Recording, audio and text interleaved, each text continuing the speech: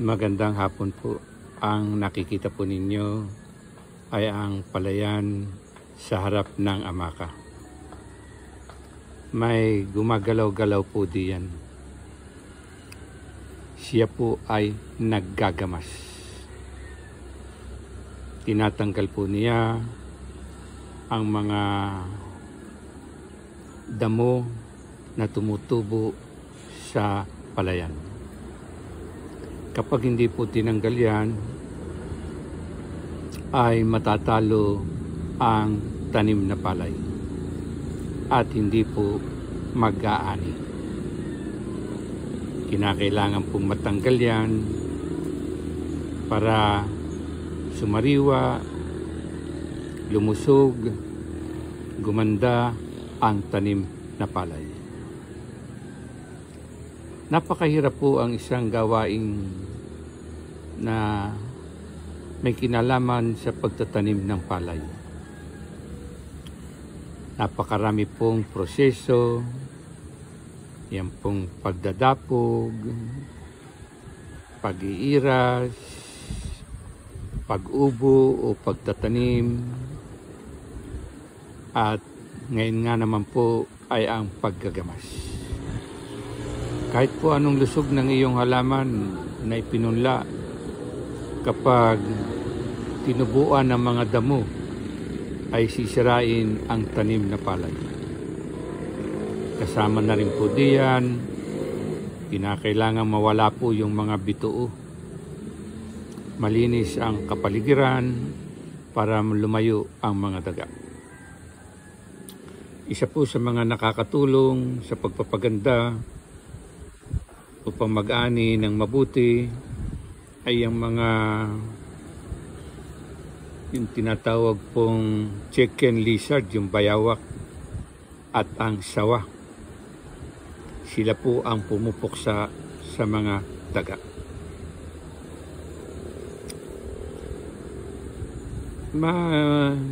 Nasasabi ko po na maganda ang isang tao na nagkaroon ng karanasan na gumawa sa palayan o makapagtanim ng palay. Dahil po kapag hindi mo naranasan yan, ay hindi mo mapapahalagahan ang mga butil ng kanin na nasa ating hapagkainan. Nakakalungkot po isipin na may nakikita tayo na mga ilan sa atin na walang pakundangan kung magtapon ng kanin. Marahil hindi po nila naranasan ang magtanim ng palay. At kapag ang isang tao po ay nakapagtanim ng palay, nakagawa sa bukid, sa pagpapalayan, ay napapahalagahan po niya ang bawat butil na nakakarating sa ating hapagkainan. Noong pong kabataan ko, ay naranasan ko ang magtanim ng palay, ang magpalayan. Kaya hanggang sa ngayon po, pinapahalagahan ko ang bawat butil na nakakarating sa ating hapagkainan. Nung ako po ay nag-aaral pa, nung high school hanggang sa kolehiyo, kapag nagbabakasyon po, ako ay naggagamas. At habang ako ay naggagamas, sinasabi ko, kinakausap ko ang aking sarili, mag-aaral ako, tatapusin ko ang aking pag-aaral upang ako ay makatakas sa tinatawag na paggagamas. Lalo na po kung mainit o tag-init, talaga naman pong susunugin ang iyong balat ng sikat ng araw.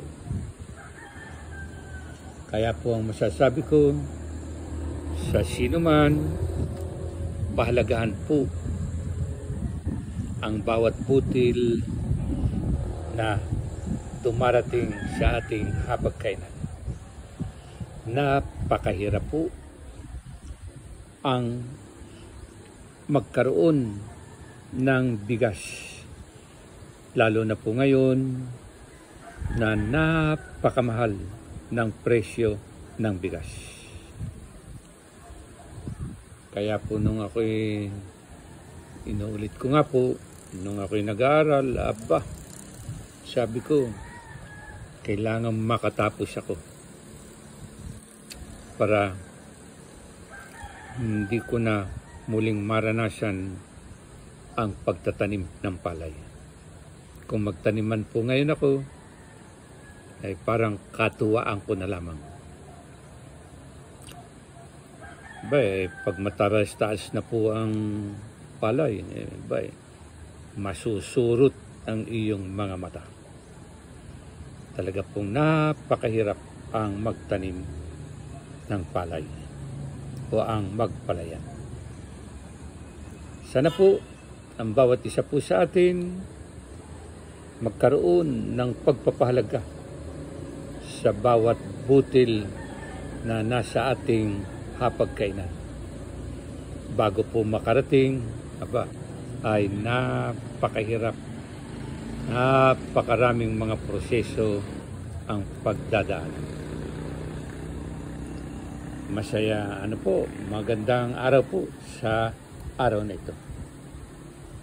Magpahalaga po tayo sa mga butil ng bigas na ating kinakain sa ating hapagkainan. Salamat po sa araw na ito.